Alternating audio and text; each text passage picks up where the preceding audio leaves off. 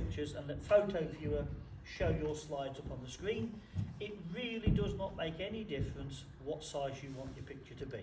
It can be 6,000 pixels by 4,000 pixels, it can be 60 pixels by 40, because all that will happen is the computer will have an algorithm in it that will resize your picture to suit the screen that you're on.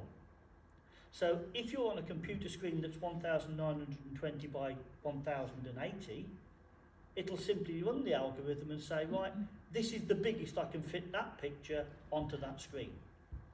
But if you're letting a computer resize your picture, you're relinquishing control of the final image that you're going to see.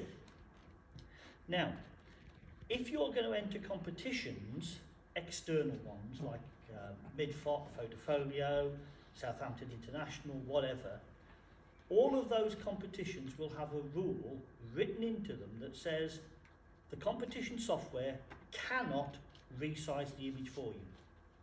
And that way the judge will see the image that the photographer sent to the competition. So having got over that little bit, you're left with one hurdle then, which is which size do we choose to have? Because if you're going to resize, that gives you total control. Now if you look in, there are some places that are using very old projectors, they're still on 768 by 512. Most clubs these days, I find, sit around the 1400 by 1050, 1600 by 1200. Quite a lot of foreign clubs or fancy clubs where they've got a very nice big television screen to project on, they're using the 1920 by 1080.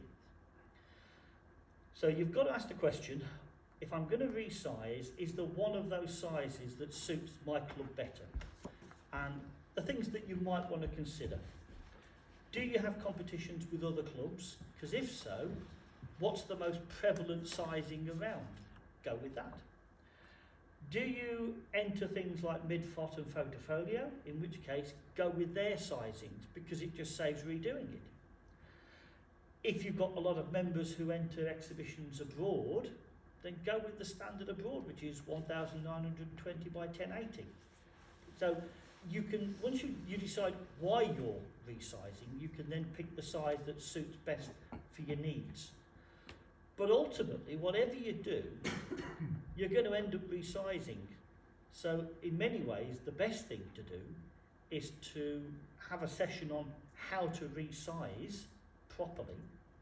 And then if everybody keeps their master file, the full size, every pixel counts image, and then you just resize it. It only takes seconds to resize an image, but then you can resize for the purpose you've got. So for example, in my club, we're having exactly the same argument that you are at the moment. We're on the 1050 by 1400, but we're thinking every time we come to go to Bridge North for a battle, they have a different size to us. And every time we go down to Droitwich, they have a different size to us and Bridge North. And every time we go to Midfot or Photofolio or whatever, we're having to resize to 1600 by 1200. So the net result is we're thinking, well, shall we just settle on 1600 by 1200 because that fits the majority of occasions, and then any other occasion we'll just have to resize for that.